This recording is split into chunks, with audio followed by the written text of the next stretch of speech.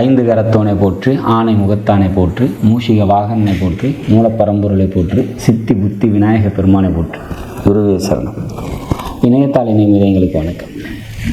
இது மே மாத ராசி பலன். மே மாதம் ரிஷபராசிக்கு எப்படி இருக்க போகுது அப்படிங்கிறத பார்க்கலாம். அதுக்கு முன்னாடி மே மாதத்தில் வரக்கூடிய முக்கிய விசேஷ தினங்கள் அப்படின்னா, மே 4ஆம் தேதி அக்னி நட்சத்திரம் ஆரம்பமாகுது. இந்த அக்னி நட்சத்திரம் ஆரம்பமாயிட்டாலே சுப நிகழ்ச்சிகளை தவிர்க்கிறது சிறப்பு.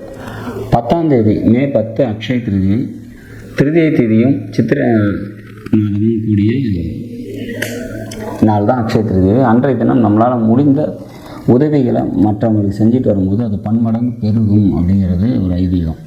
உங்களால் முடிஞ்ச தான தர்மங்களை அன்றைக்கி செஞ்சுட்டாங்க, அது மிக சிறப்பான பலன்களை தரும். 22ஆம் தேதி நரசிம்மர் ஜெயந்தி. பவகரணத்தில் பிறந்தவங்க இந்த நரசிம்மர் ஜெயந்தி அன்னைக்கு கஸ்தூரி மஞ்சளை அபிஷேகத்துக்கு வாங்கி கொடுத்து நரசிம்மரை வழிபாடு பண்ணிட்டு வரும்போது பல மடங்கு நன்மைகள் அவங்களுக்கு ஏற்படும். மற்றவர்களும் இது செய்கிறது சிறப்பு.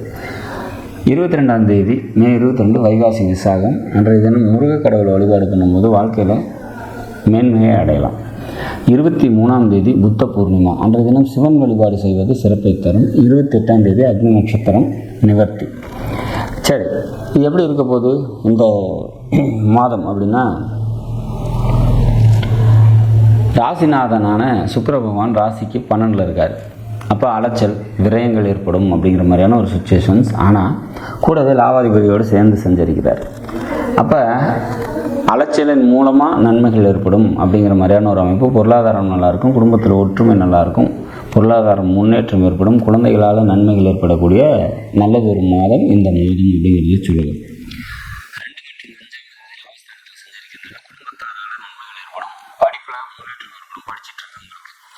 மனதில் இயலக்கூடிய ஆசைகள் நிறைவேறும், குலதெய்வ அனுகிரகம் கிடைக்கும் அப்படிங்கிற மாதிரியான ஒரு அமைப்பு. இந்த மாதத்தை பொறுத்த வரைக்கும் மனைவியால் நன்மைகள் ஏற்படக்கூடிய நல்லதொரு மாதமாக இந்த மாதம் இருக்கும். 11 உங்கள் ராசிக்கு லாபஸ்தானத்தில் ராகு இருக்கார், கூடவே செவ்வாய் இருக்காங்க, கூடவே புதனும் இருக்காங்க. எழுத்து, டாக்குமெண்டேஷன், கம்யூனிகேஷன் இந்த விஷயத்தில் கூடுதல் கவனத்தோடு இருக்கணும். ரத்த சம்மந்தப்பட்ட உறவுகள்கிட்ட கொஞ்சம் விட்டு கொடுத்து போகிறது சிறப்பை தரும்.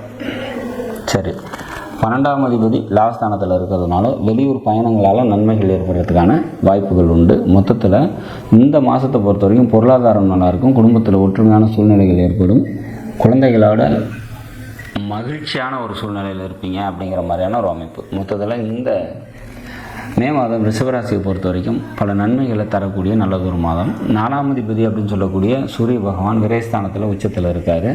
அப்போ வண்டி, வீடு, சொத்து சம்மந்தப்பட்ட விரயங்கள், செலவுகள் ஏற்படுறதுக்கான வாய்ப்புகள் உண்டு.